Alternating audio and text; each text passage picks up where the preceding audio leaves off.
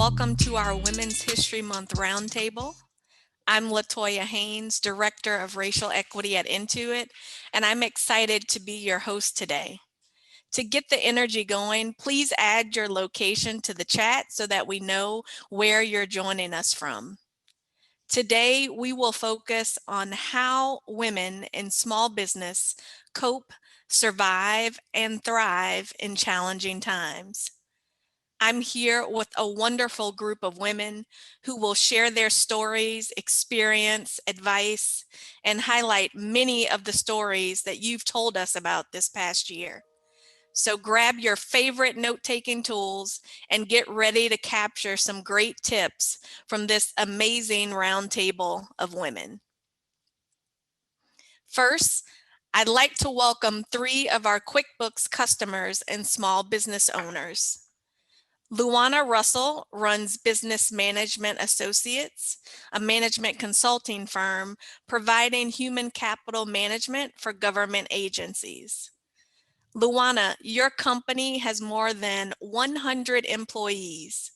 What were those first uncertain weeks of March 2020 like for you and your staff? Uh-huh. Oh, first of all, good morning or afternoon, depending on where you are, everyone. It is such a pleasure and an honor to be here. Thank you so much, LaToya and QuickBooks and Intuit for bringing us all together.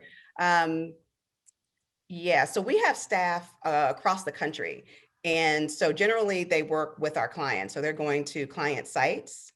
And so when that couldn't happen and they had to just kind of stay home, we had a whole different element of logistics that we hadn't encountered before. So laptops and, how are they going to make sure they're working? Is the internet at home safe? Because I know my internet will fall off in 5 seconds. So how are we going to continue work? And how are we going to know if they're working? So it was a whole logistical kind of nightmare for us at the beginning, but thankfully we were able to pull through it just fine. Thank you for sharing that, LaJuanna. I No want to problem. move to Mariette Martinez. She's an educator and accounting professional, guide, and mentor at masteryourbooks.com. Mariette, you were for many years an accounting professional, but 2020 brought a big change for you. Do you want to share what that was? Yes, I will. First of all, I smile at LaJuanna and at LaToya and at all the ladies that I can't see your faces just because I am so excited to be here. And that has to do with 2020 and really, just really the fact that we're able to be here together virtually, which is just incredibly spectacular, seeing the chat going crazy and everyone coming from all over the globe. So I just need to start by saying thank you and just share some grace and gratitude, because I really believe that if many people didn't have that, they probably really learned more about that in 2020. We had to give ourselves tons of grace. What LaJuanna said, like, hey, yeah, I had 100 people, but I had to figure it out. That's really what happened to me in 2020. After over 2 decades as an accounting practitioner, I was transforming into an educator, and 2020 was going to be my first full time as an educator with my full learning platform. Well, guess what happened? You all know what happened. So I had to pivot. I had to change, my mindset and realize I had to go from, building my business to just helping as many people as I possibly could. And that's really what 2020 was about for me. And thankfully for so many people that I witnessed, they just became extremely resourceful and helpful and just incredibly kind to one another. And that's really what 2020 was about for me. Kindness, grace, transformation, all of those are great words for 2020. Let's go to Vivian. So Vivian Duelli also had a vision for her future. After years as a Nordstrom buyer, Vivian began 2020 working towards her dream of opening Drift Yoga and Juice Bar in Seattle, Washington. So Vivian, when did you first realize what it really was going to take to open Drift Yoga during a pandemic? Well, first off, thanks for having me. This is very exciting to have a powerhouse of women here. Really, I realized that that might be the case to open the business right when I first taught my first virtual yoga class through a studio that I was working at last March. So the minute I walked into that studio, I said to myself, wait, this could be me down the road this year. We have no idea how long this is going to be, even though it was just the first lockdown. And right that moment, I just put myself into that studio owner's shoes. What if this is me? How is this going to be? How do I deliver a class that is going to feel like they're in a studio? And what does the other person in the other screen feel like when they're watching you, you know, to make them feel like they're so connected? So immediately, really right then and there, I made observations. I did some learnings. I did a little bit of stepping back and just really seeing full vision of what that would look like, and also putting myself again, like, as a new business owner, how the community will trust me coming on and saying, hey, take our classes, we're a new business, you know, I've got this really great lineup of instructors. And so it took a lot of that time. And so right then and there, really, I started to make a new business plan, because it's not good when you're opening a business without a business plan, or just all of a sudden you're like, well, this was the business plan, it's not going to work, and then that's just how it's going to be. So needless to say, that business plan was quite interesting. I'm sure you guys can't even not even imagine what that was like.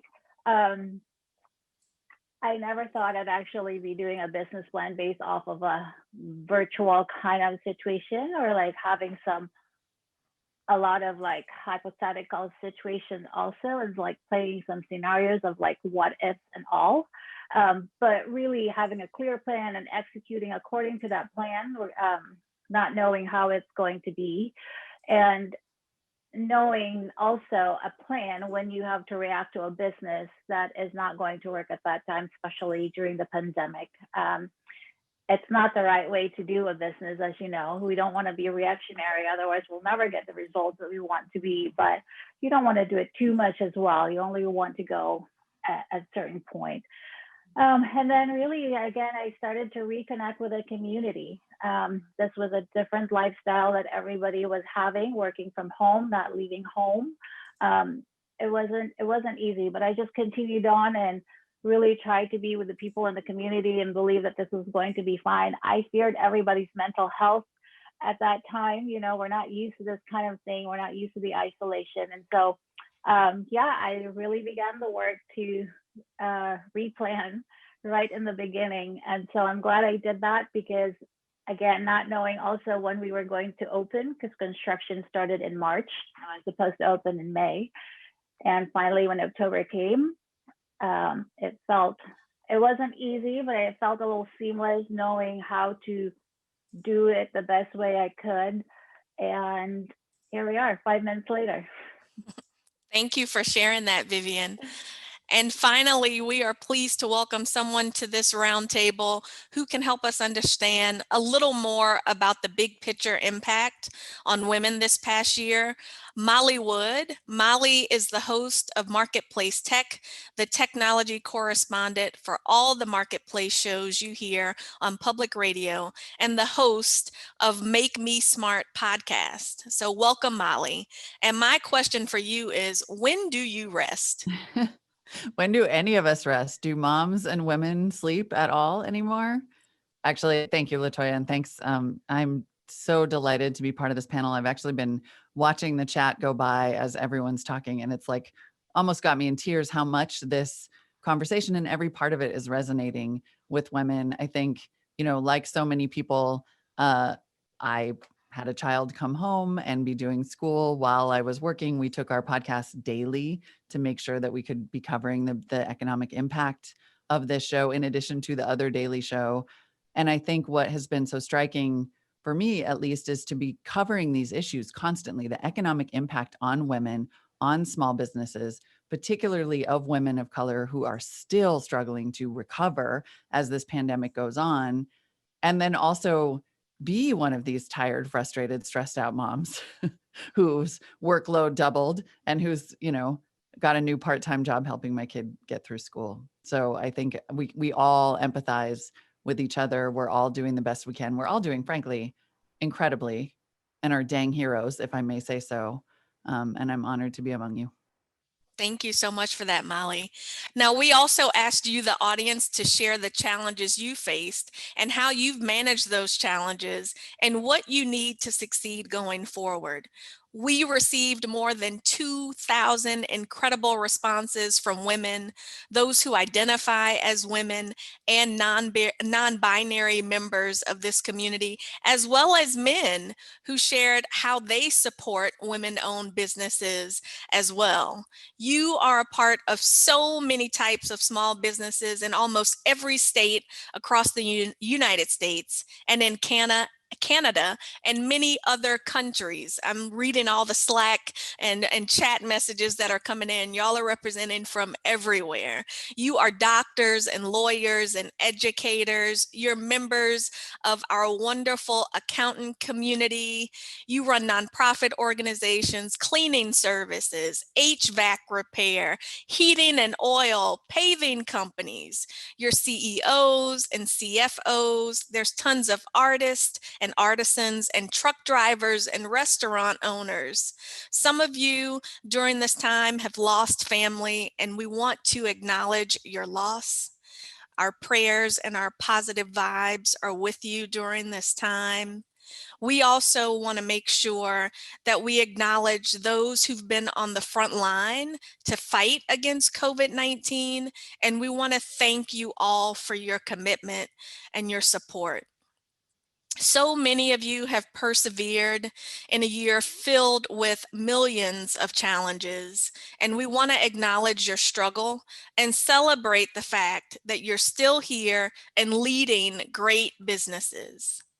Not every question will be answered today, but we want to make sure that you know what you've shared with us has helped to shape not only the conversation today, but future programming, and will help continue community building among women and small businesses.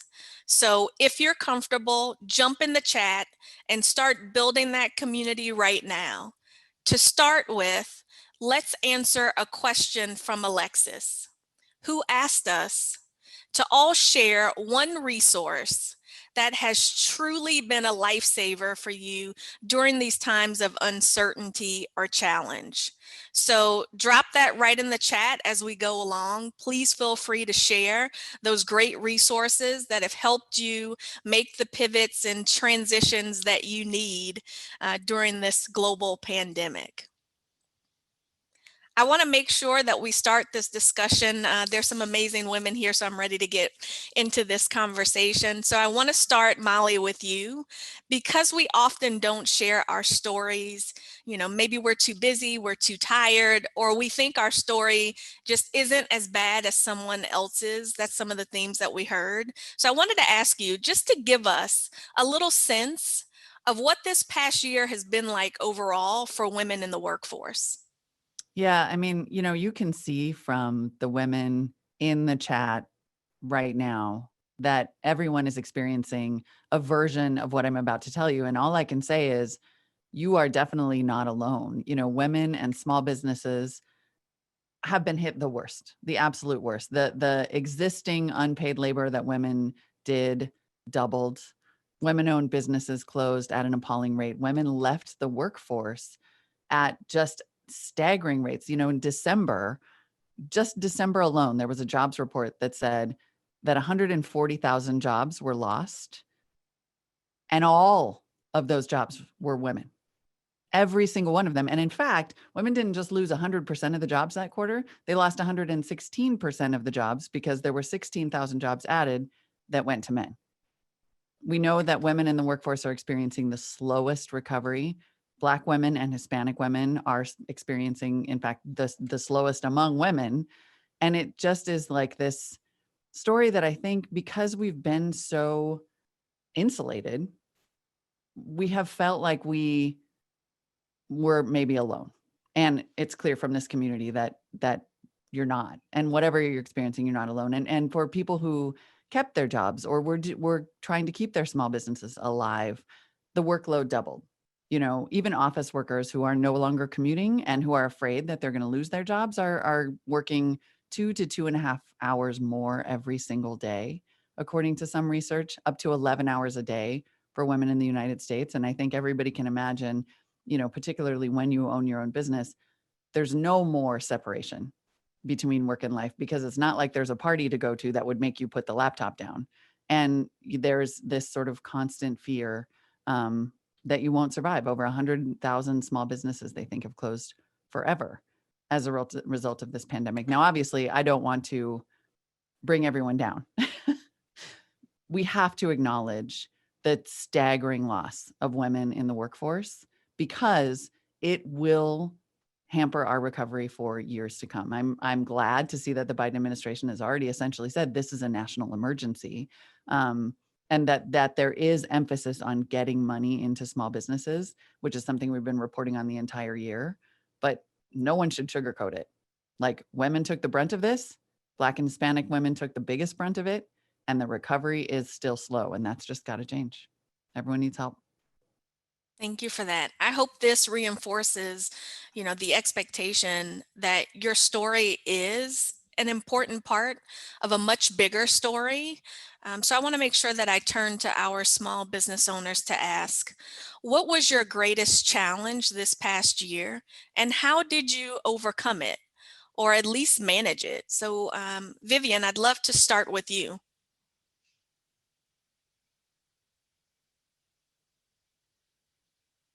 Hi. So really the uncertainty,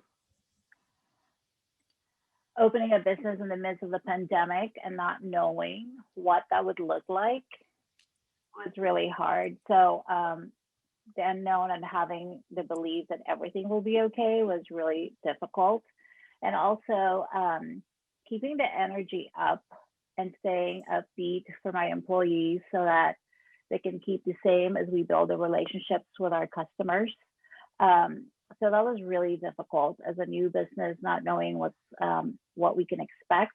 As much as you plan, as much as you work with your promotions and being out there building that relationship, everybody always says like, yes, we'll be there. I got you. We're gonna do this. But as we all know, everybody has been so just be at their homes these days, and virtual classes, or everybody buying their own equipment as well, as what everybody has been doing. So that's really difficult, is the unknown. Overcoming these challenges, having a plan again is a really big thing, that helped me through. Life has to go on, right? The community would need I knew that the community also at the same time needed newness. So with this business, it was something definitely that I did not want to pause. It was already kind of months after the pandemic had started, and everybody was also getting antsy for something new. So I kind of kept going for that. So again, the plan was really good in terms of making sure that the classes that we offered, which is not all the same thing, and that was never my intent anyway in the beginning. And then the frequency of the classes, and then the pricing, the operations, and then having the most minimal equipment that we needed if and when we go back again to doing virtual classes, that kind of thing, and how to get the word out. So concrete planning was really important, regardless of how uncertain we were of how the business was going to be. Thank you for that, Vivian. Love the idea and concept of making sure that you have a plan. I'd like to hear from LaJuanna. What was your greatest challenge this past year, and how did you overcome it, or at least manage it? Yeah, so I think our challenges were, I had personal and then the business challenges. So on the personal side, I had COVID and had to figure out still working the business and managing from that. But worse, I gave it to my 97-year-old grandmother, who is still, thank God, with us. So the thought of not being there to be with her and help her and to make sure that she was okay during that period, because she lives alone, because she's hard-headed, and that that was a huge challenge.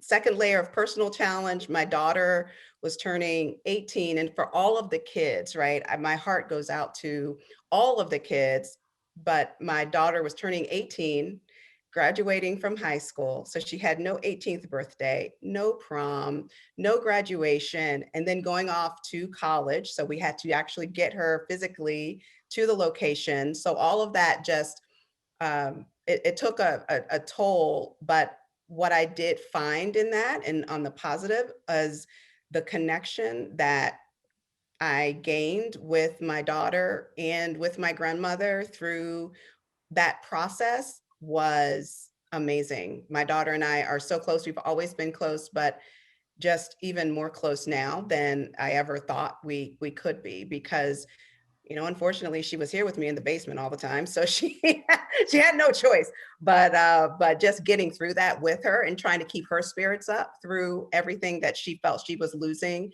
in that senior year of high school, that was tough. The business was more, again, it was the logistics and how do you keep culture? How do I keep culture if we have people everywhere and we have maybe one employee in San Francisco and then another one in Denver? And now instead of at least going to a client site where they were with people all the time, now they're alone, right? They're at home and you don't know if they have family or what their home situation is. So now keeping that culture and keeping people amped up about what they're doing, keeping them excited about BMA and understanding that, you work for a company, work with a company that's here to support you. And so trying to reach out to them constantly and encourage. So it was very, very busy and impactful year. Thank you for sharing not only the business impact, but the personal as well. Mariette, what would you say was your greatest challenge this past year and how did you overcome it? Yeah, I would just have to kind of add to where our dear friend just ended in regards to it's a personal and a business split. It truly was. As a mompreneur, I've been in business as a mom for over 20 years. I have a 15-year-old, a 13-year-old, and a 4-year-old. And so I always shared with my community that we're always living this blended life. I believe it was Molly that a few minutes ago said, like, it truly is now this idea that we do have to put these things together and figure it out and not be shameful or feel bad about the fact that we're living these double lives at all times. Again, I believe that 2020 brought light to that. And I see a lot of comments around fear and doubt. And, what I did in 2020 with the challenge of having to pivot my personal and business life is I would really just wake up every day and ask myself, how can I help someone? And I really did focus on women because I knew that they would be struggling so much. And like Molly, I'm a statistic person. So I knew women would be affected more than others, and not just moms, just women in general were going to be affected by this. Moms even more, because they had to figure out how they were going to distance learn their kids and become homeschool moms overnight. I used to call my friends accidental homeschool moms because we literally became homeschool moms over a weekend. I used to have Zoom meetings with my colleagues to teach them how to use Zoom in March, April, and May because they didn't know how to correspond with their school grade teachers. And so, so the challenge, and I don't really like to use challenge, to be honest, because it was more like I took the fear, I took the doubt, I took the uncertainty, and I put it to work. Because as soon as I made it feel like a challenge, it had to use more negative energy. And there was already enough negative energy in 2020. And so I needed to change my mindset and pivot all of that energy into positive energy to just impact. And even when my kids, like LaJuanna, I love that example. My kids would say, oh, but I'm going into 9th grade. I'm going into 8th grade. And I said, what about the kids graduating from school? They're not going to have a graduation. So let's be helpful. Let's be grateful. Let's be those people that drive in the cars and honk the horns with the balloons. If that's going to bring them some type of happiness and graduation, then that's what we're going to do. And we're going to stop worrying about the fact that you're in a different scenario. Like, that's just happening. And I know it's not easy to be like that, ladies and gentlemen, like anyone that's watching, but that was my way of coping, is to really like mindfully, intentionally change my energy because I had enough negative energy. Sadly, I had losses, very close losses in my family. And I would come up and people would be like, how are you like getting up and getting ready and taking care of yourself? And I'm like, because, I need to be ready for anything at this point, more than ever in my life. And so that's how I shifted my energy when I know it was challenging, but to cope, I had to just literally be intentional every day about where that energy was going to go. I absolutely love that shift in the energy. So Molly, with that, I'm going to send some positive energy over to you. I know. I love this. I'm like writing all this down. Like, yes, right. Definitely. Because I was much more about rationing the energy because I mean, for me on the personal and professional side, I had worked from home for 3 years before this happened. So I thought at the beginning, oh, I have all these tips for my coworkers. I'm really going to help them. I figured this out. And I really didn't sort of count on the part where I would also become a teacher for my son. And I'm a single mom. I am lucky enough to have a great co-parent, but when he's here, it's just him and me. And I worried about his isolation. He's had a terrible time with school. He has had, undiagnosed ADHD. And like millions of parents, I discovered, a lot of us finally actually thought, oh, we really have to deal with this, and went through the process of getting him that diagnosis and hopefully getting him some help. And I mean, I think it's a story that, and then honestly, and this is just kind of annoying, universe, like all the life things went on, right? Unfortunately, I have a bunch of family in North Dakota and a lot of them got COVID. But on top of that, family still got sick, right? Yeah. My dad still had to have life-saving surgery. Like sort of none of the things that would be happening in life anyway stopped happening, out of some basic respect for the level of crisis that we were in. If you could just cool it with the actual normal life things happening. And it is a lot to manage. I think turning that energy positively, constantly trying to be a leader, what is helpful, important. And also you might be getting the sense that I try to organize my way out of crisis a lot. And like Mariette pointed out, it's all about the statistics. For me, it's all about the calendar. And I appreciate actually and love the fact that this is the year that I think we all, like women, and as a single mom, I've been saying this for years, there is no difference between my life and my life. But this was the year that I actually felt empowered to put my life on my calendar and to say, this is the hour in the morning that I will be with my son. This is the hour in the middle of the day that I will be with my son. And these are the hours in the afternoon that I am not available to you. And I am not going to apologize for that because I'm not going to pretend that life is normal like right now. And frankly, I probably should have been putting my life on the calendar all along. And I hope that that's just a simple lesson that I'm going to take into my future. Yeah. That's awesome, Molly. Some of the resources that we see in the chat, folks are talking about friends and social media and entrepreneur groups and God and different rituals and yoga and meditation. Lots of women's groups are being acknowledged. So thank you all for putting those in the chat. We've acknowledged the challenges of the past year, but you've told us that these challenges are ongoing. So it's worth asking the panel and hearing from the audience as well. What do women in small business need to succeed going forward? I want to start by reading a partial list of what you in this community told us that you needed. We, of course, asked you the question, what do you need? And these are a few of the most popular answers that you provided to us.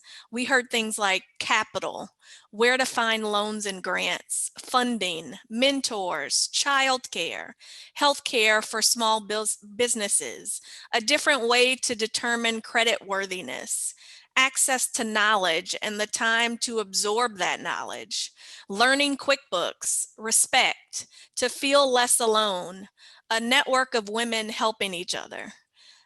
Mariette, you've spoken to so many women this year about their financial picture.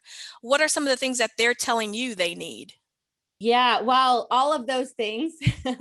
And I think number one would be support. That was the big one. I know you read those in the chat as well. Entrepreneurial support, women's support, mental health support, wellness support, self-care, and support coming from either friends, masterminds, alliances, books, blogs, articles, going to a yoga studio, but doing it virtually online if that's how you have to do the self-care in the beginning. That was huge because women, would come to me, they were struggling so much that they just needed to find peace. They were almost coming for some type of salvation. I think Molly pinned it perfectly. She's like, can there not be less horrid things happening? Can you be the one conversation today that's good? Because there's so much stuff being thrown at us. Let's just have a 50-minute or 30-minute coffee chat and give me some resources, something to take home with me. So that was really it. Just needing that resource and that place to be able to just get quiet and get to a better place than they were. And I just want to repeat what Molly said, because Molly, you just changed my life about my life is on my calendar. My life has always been on my calendar, but I've always been scared to tell people that because of my blended way of thinking that my life is motherhood and, entrepreneurship. But I love that you stated that out to the universe, because that is truly how you're able to accept it now. Everything is on your calendar, even having to put your kids to bed, because sometimes you'll forget. So thank you for that. Absolutely. And life happens, right? We're seeing people in the chat talking about I'm listening with one ear and taking care of kids with the other. So this is a part of what our new normal is, right? So LaJuanna, you're a member of Intuit's Small Business Council. You've lobbied Congress. You've spoken with senators and our previous town hall. What do women in small business need from a policy perspective? The biggest one is that always access to capital, right? And so much of that comes with an education of knowing what that really means. Access to capital starts with a relationship with a bank. So how do you develop that relationship with the bank, right? How do you make those moves? It's always, it's an educational process. I would also say looking at the available technologies that you do have, and sometimes right in the list of things, I need to learn QuickBooks. Yeah, you kind of do, because if you're going to take some technologies that's going to take you to that next level, that's what you need to take out 30, 40 minutes of your manual time and put it into something else. Think about that. I think every day as a president or an owner of a business, you wake up with that thought of what would I do today that only I can do? And so all of those other activities that I don't have to do, I have to sign all the stuff and I have to do the financial stuff and I have to do this other stuff. But if I'm doing something that, somebody else needs to do, those are the things. And QuickBooks and the suite of services they offer is one of those things. And I would highly, highly encourage everyone on the call to advocate. Use your voice, advocate. It's like going to the grocery store. When you go to the grocery store, what if you went to the grocery store and there was only one kind of diced tomato? That's the only kind of diced tomato you'd ever have. But when you advocate, think of that like senators. That's the only thing they're ever going to get. But when you go to the grocery store and you see 20, 30 brands of diced tomatoes, think of that again as your senator. So instead of that one voice, if you're advocating and you're advocating and you're advocating and you're advocating, now that senator has all of this information that they can use to make a decision versus just that one. That's amazing. Vivian, you just opened a new business in the middle of a pandemic. What do newer small business owners like you need going forward? I think more than anything, especially right now, we need each other, which some of you have already mentioned, and even the panels, having that really support group, not just for whatever emotional. This could be a group of business owners to exchange ideas, talk about what we're all going through so that we can come up with ideas and plans in order for us to keep going. It's not about competition. When we work together and support each other and hear each other's issues and what it is, we come up with some solutions that makes us small businesses stronger. And it also makes our community respond to support the small businesses. So that's definitely the big thing. I mean, the money, the funds, and all of that. We all need it from what we've all gone through in 2020. But I do strongly believe that creating this group where people or business owners can just go and be honest and be true to, about what they're going through, and all of us to be authentic also of sharing ideas, and at the same time cheering each other up, for something. It's super important. Like, there's some yoga studios here, for instance. I've never met some of these owners, but I see something that they have posted in social media. Like, I send them a message. And for some of the people that I know who owns a business, especially in yoga, they tell me like they think it's weird and it's strange. I'm like, no, it needs to change also if that's what's happening. So I think really having a group where we can just go and be like, hey, this is what's going on, and getting some ideas going would be really, really good. I love that idea, Vivian, of support. So if you are a small business owner, drop the details on your business in the chat, and let's support one another, and to start that process with some, self-support. So drop it in the chat. Let us know what your business is. I'm super excited to see how many businesses are out there. So Molly, women can make changes in their individual lives, but what do you think women need to succeed from a societal perspective? Yeah. First of all, I'm going to say I'm in love with this panel and I'm in love with this chat. I mean, just the natural networking that's happening in this chat, just organically. Oh, you should call me and I will call you and I will hook you up with you. And this is like watching women build communities is magic, right? It's the ultimate spider building the beautiful web. And we do it without even thinking, just like breathing. And we frankly shouldn't have to. At the level that it is happening all around us by ourselves, yes, we ask each other for help and it's wonderful and it builds these incredible supports. It would be also awesome to have an equal rights amendment and universal childcare, right? Like, there are things that can empower women to do the things that they do best without us having to work so damn hard at it, if you will pardon my language. There's been a lot of swearing from me about the state of women in this pandemic over the last year. I'm trying to keep it to a minimum. We did, just as one example, we did a story recently. We did a whole episode of Make Me Smart about universal childcare. The last time that this country had universal childcare was World War II, when all the men went to war and all the women had to go work in factories to produce for the war effort. So we had universal childcare. Women went to work.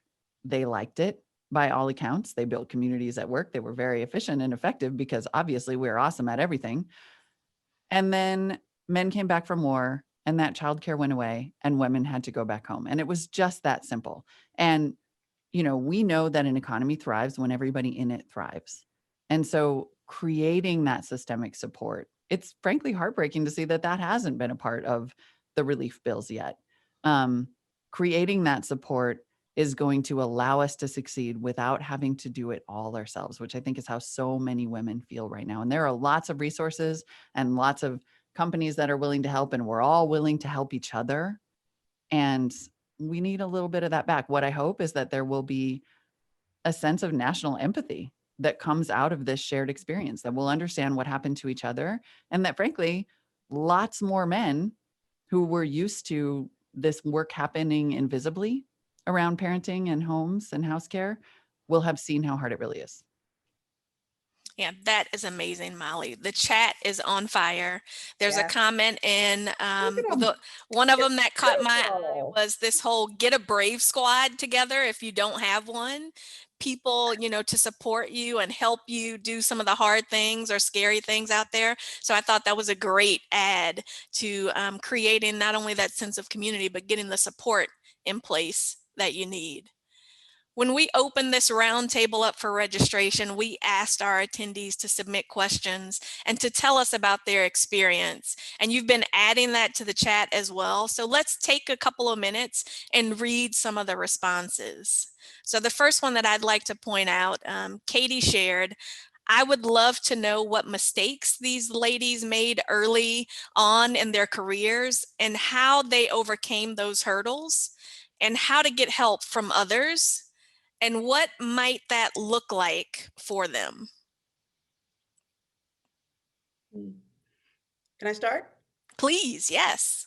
So one of the first mistakes that I made in the beginning, believe it or not, when I started BMA, I didn't think that I should really be the front person. It's like, yes, I can be the president, but I'm the operations, I'll be behind the scenes. I'm not going to be out in front and going out for business development and meetings and all of that. And so I hired someone to do that. And over time, I realized that that wasn't a good decision. So I let her go. And literally ever since then, we've done nothing but go up. And I think that we fail to trust ourselves sometimes. And that was just an instance where I just did not trust myself, even though I knew the business side. And we've talked about this a little before, where you're doing the thing that you love and you want to do more of that. You don't start a business because you want to do accounting. No offense to those who are accountants, right? I didn't start my business to do accountants because I'm going to go out and find an accountant.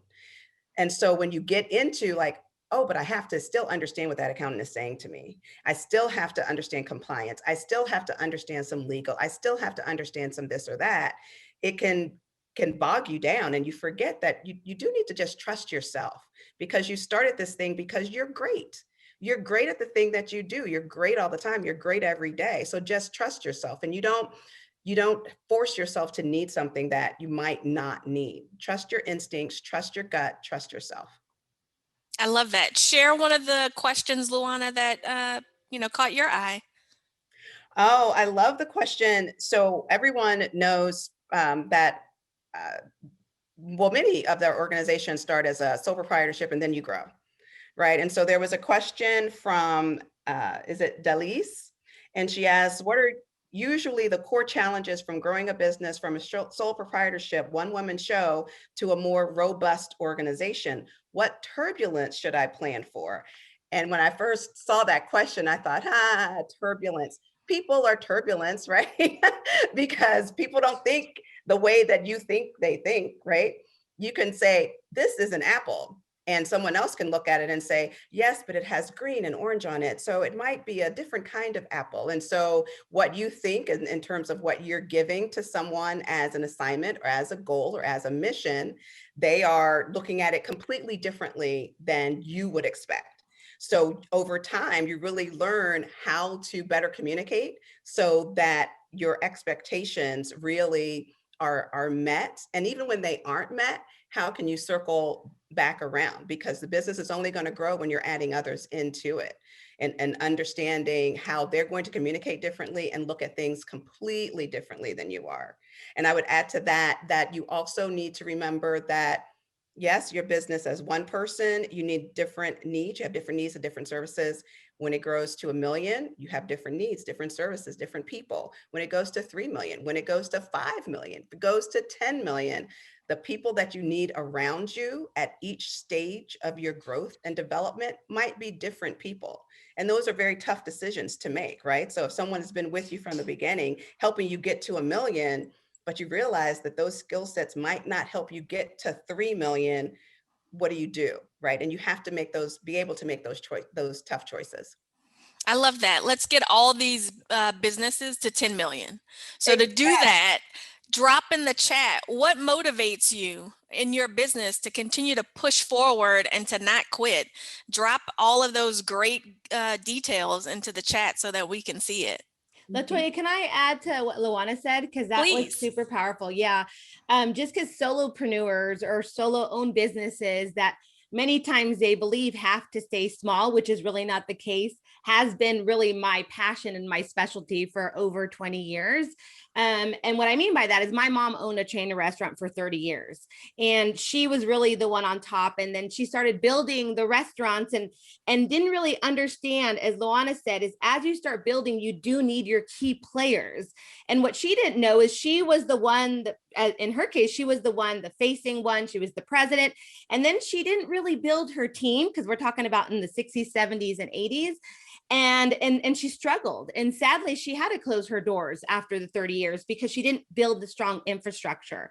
So as LaJuanna said, what happens when you decide that you want to be an entrepreneur, when you kind of, flip that switch and say, yeah, I'm not going to just have one or two clients that are going to bring me my income. I'm actually going to build my business. You really can choose two routes. You can choose, I'm going to grow an empire. I'm going to become a macro enterprise. I'm going to have a board of directors. I'm going to have amazing managers, directors, and then awesome team and a great culture. Okay, that's one way. And I've served them as well. Or you can say, I want to stay small, meaning I want it to be mean, but I want me to be with other people. I want to scale. I want to have a massive impact. And so if that's like your route, which has been my route for the last 20 years, I knew I had to bring in strategic partners. So I want to pull this into today. The reason why I'm here speaking to all of you is because Intuit is one of my strategic partners. And so they're able to pull me in when they feel it's a good fit.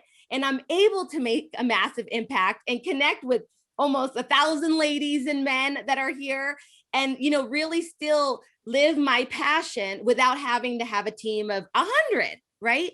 But I have a huge team because Intuit's my champion on this journey. And so I just want you all to understand that being a solo practitioner or solo service provider doesn't mean you're truly by yourself. It means that you have planned out, as the ladies have said, planned it out, you put it on your calendar, you create a business plan, and you realize I am not going to do this alone, but I'm either going to stay micro and then get strategic partners and contractors and amazing consultants and experts to help me, or I'm going to go LaJuanna and I'm going to go ahead and create this macro enterprise. But you can choose one or the other. And I just wanted to pull that together for everyone on this panel and on the call, because I think that's sometimes not explained or it's misunderstood. That's so cool. And it's so important to have that intentionality if you can, because your risk level too. You know how much risk you feel like you want to take or can't take. So be intentional about it as you're going in, because it's an enterprise. It's a thing. You have, I have 100 mortgages, I have 100 kids, I have 100, and so you want to think about, is that something that you personally can put on your shoulders? And it's okay. It's okay if you don't want to choose that route. Everything that you do is still impactful. I love that. 2 great ads. Love the chat. Again, lots of great comments on getting that team, that all-star team together to support your business. Mariette, please go ahead and share the question that kind of caught your eye. Yeah, well, of course, it was one that was about solopreneur, because it just, when you have a passion and a niche, your eyes like literally are laser focused.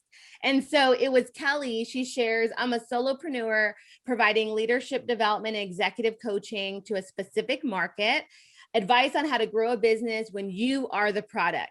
So that gave me chills, by the way, because the way you wrote it is you're already on the right track.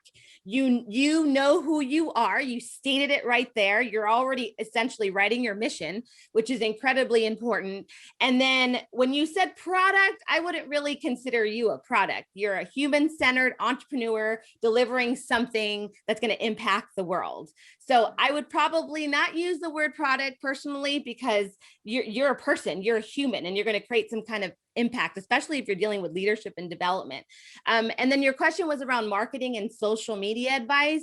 My big ask to you is to just take a step back and really take some time to write down your messaging. What do you want people to know about you, about what you get up every day to do, what your impact, what you're literally on a mission to do? People say, I'm on a mission to do this. So give yourself some time, maybe go away for a weekend if you can, a couple days, just get quiet and think about what it is that your messaging is going to be. Then you take that messaging, which is essentially your brand story, and you turn that into a marketing campaign. And that's really, would be my recommendation to you. Awesome. Thank you so much for that. Go ahead, Vivian, share the question that caught your eye with us as well.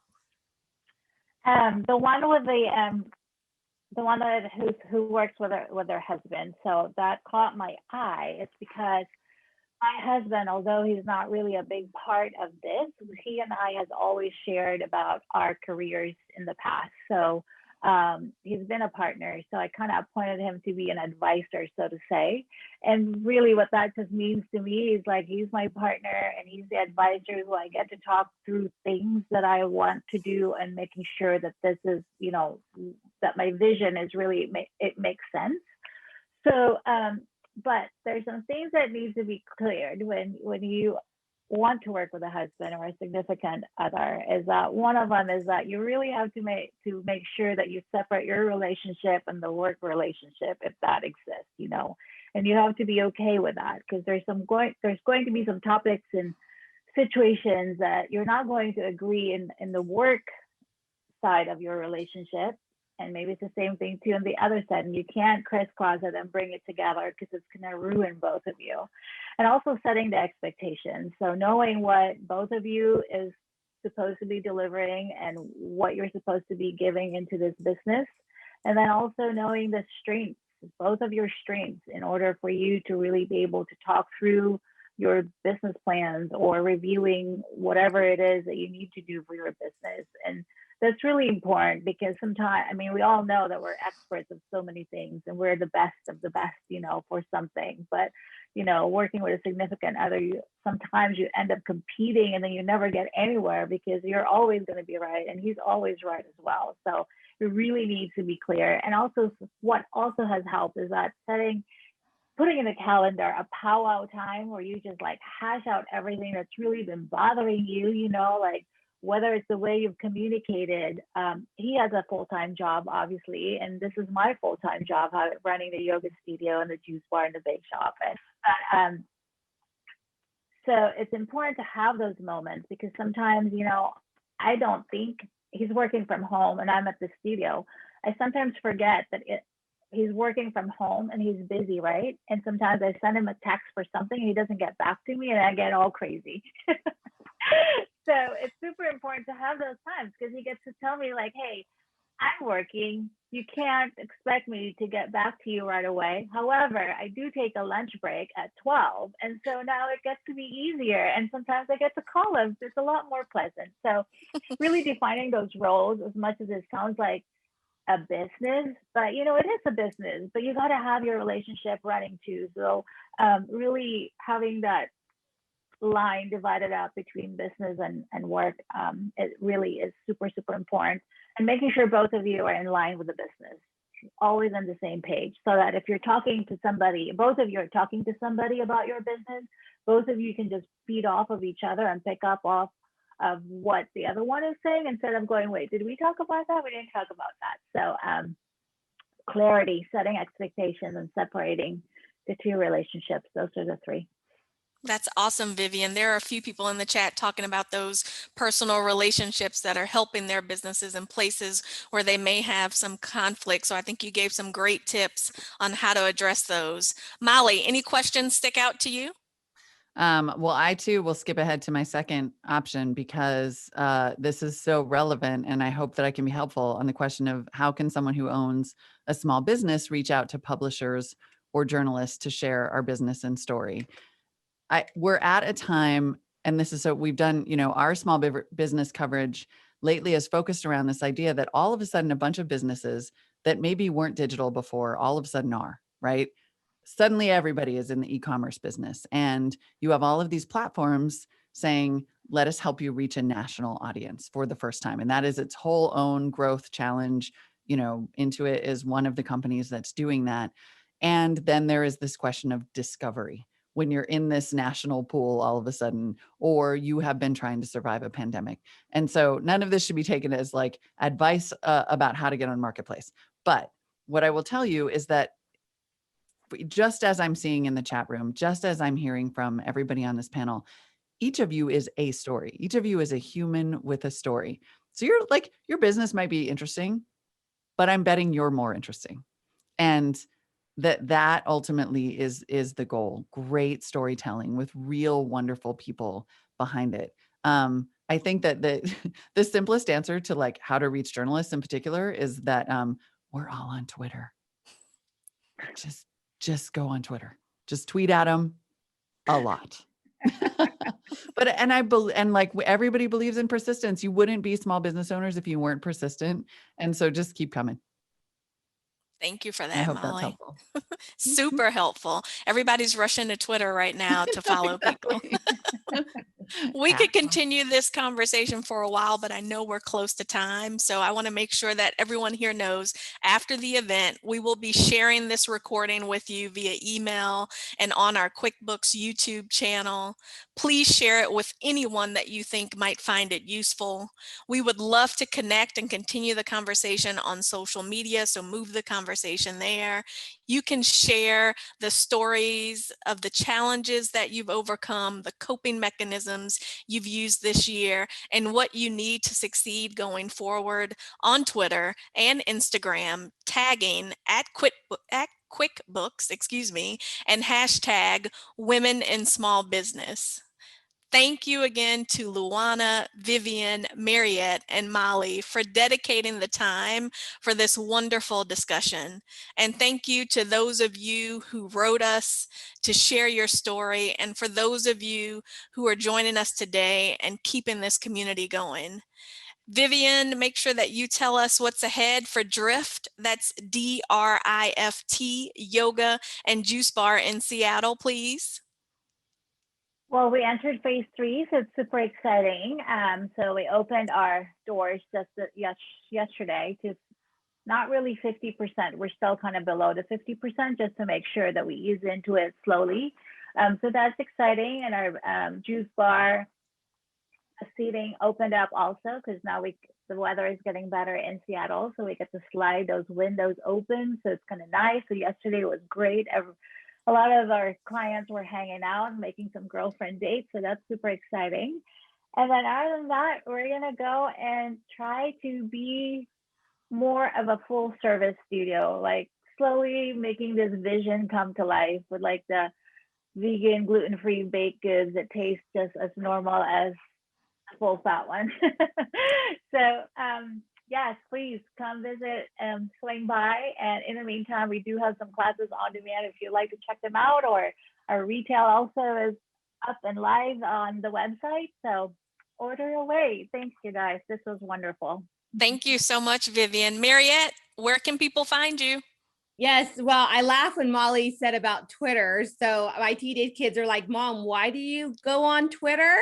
I'm like, actually, that's where I met Intuit. And so I will never get off Twitter ever again. And so, yes, that's where you can find the bigger strategic partners. So I am with Molly on that. And I want to give something to all of the people that were on here. I couldn't go to the chat or I would have gotten completely lost, to be honest. But I saw the popping up like every millisecond. So I'm going to offer you all something. I'm going to go on Twitter and I'm going to post just the name of this QuickBooks Roundtable. If anyone wants to connect with me, let's just keep it all on one big string, because if not, it's going to get crazy. So go look for my thread on Twitter. I will name it like this awesome QB Roundtable. Connect with me there and ask me anything you like. Let's just keep it simple. And also it'll be a great opportunity for you to all follow each other on Twitter. There you go. Love it. Thank you. Miss LaJuanna, where can we find you? I'm real easy. I'm on LinkedIn and Twitter. I will follow your page. How about that? I'll do that one.